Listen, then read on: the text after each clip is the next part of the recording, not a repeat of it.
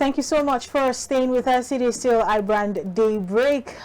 Fridays are usually amazing days. Apart from the fact that it ushers us into the weekend, we get to have a lot of fun on the show. And talking about fun, we're starting off the Star Corner for today with our rock artists. Yo, why is there? Yeah, rock people, their voice. Don't worry, you will get to meet him. JFC is in the building with us. Hi, JFC. Hello. Good morning. Good morning.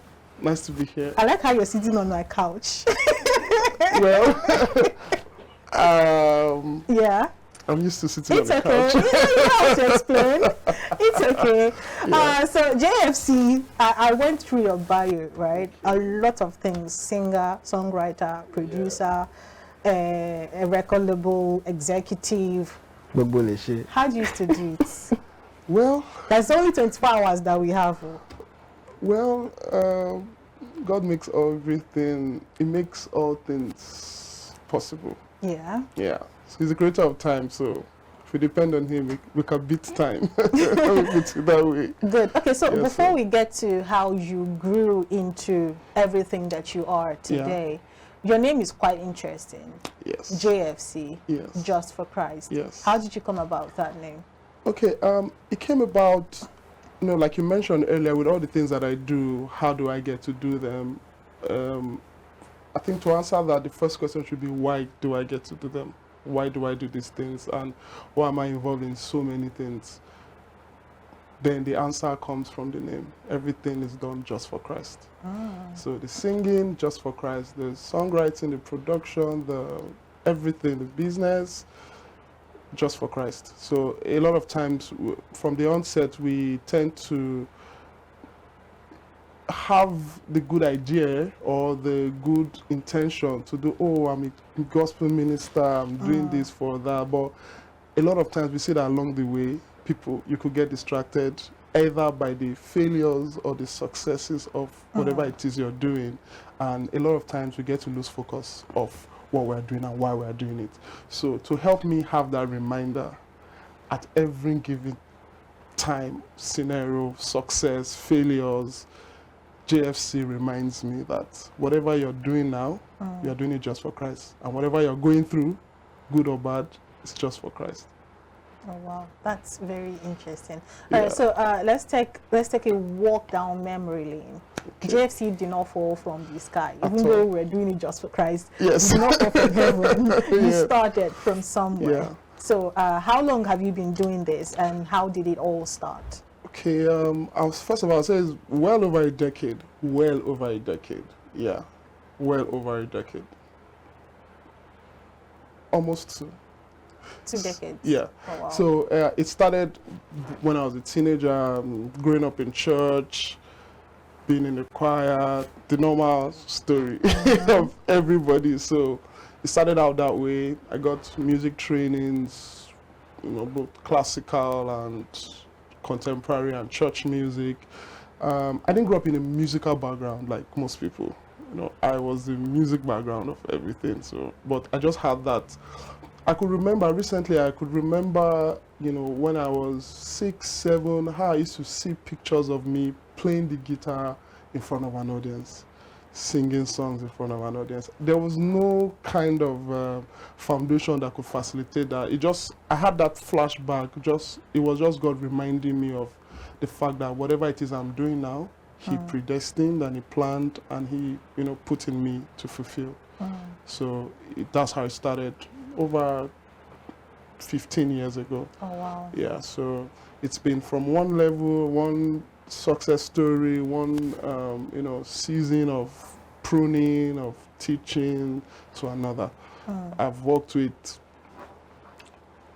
almost everybody in the background most times. Yeah, I've worked with Sinach, I've worked with Joe Praise, I've worked with most of the gospel acts.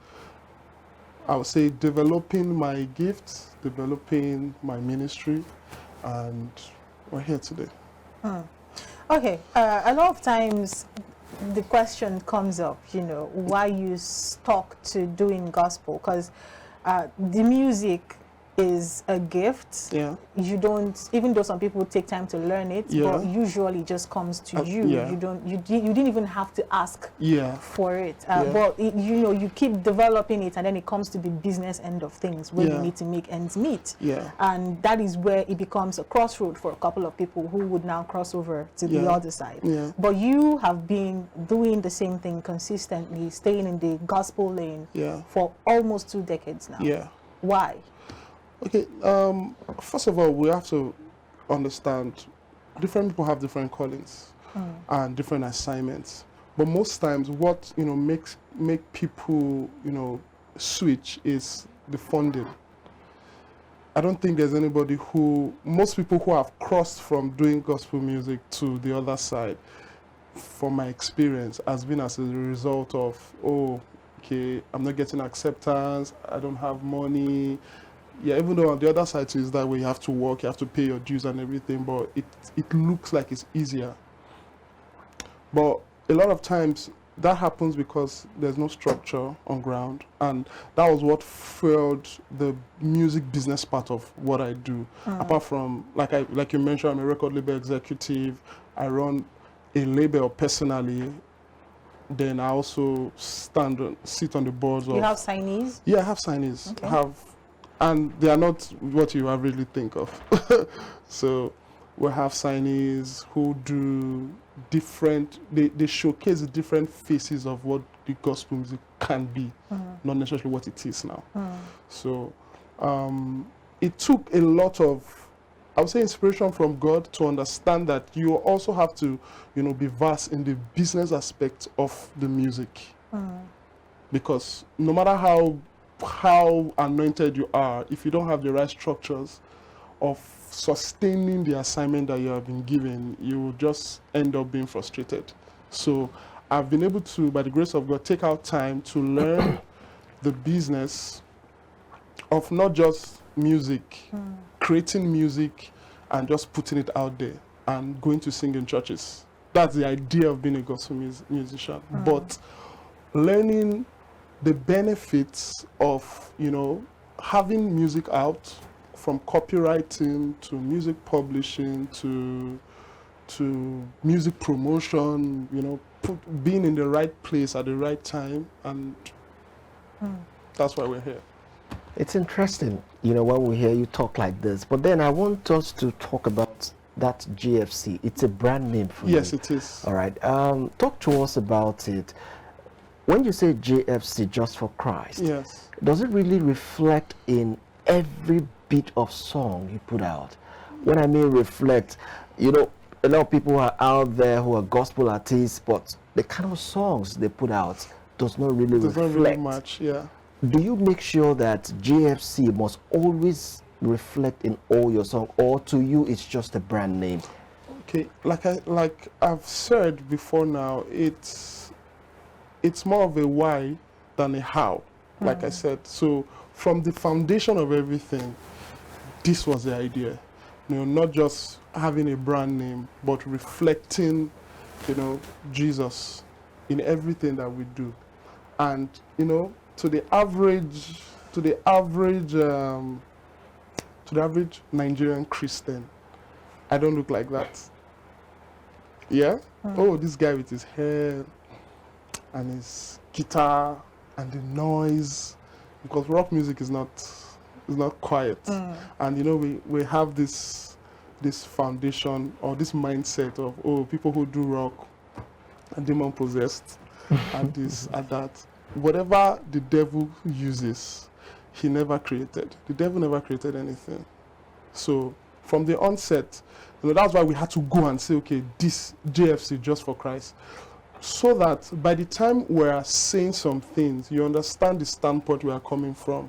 We're not just coming from a place of, we didn't have anything to do, this is why, and we are doing this. Many people who are singing today have that. That's why it's easy for them. Tomorrow they come and change or start doing the music in such a way that it's appealing to,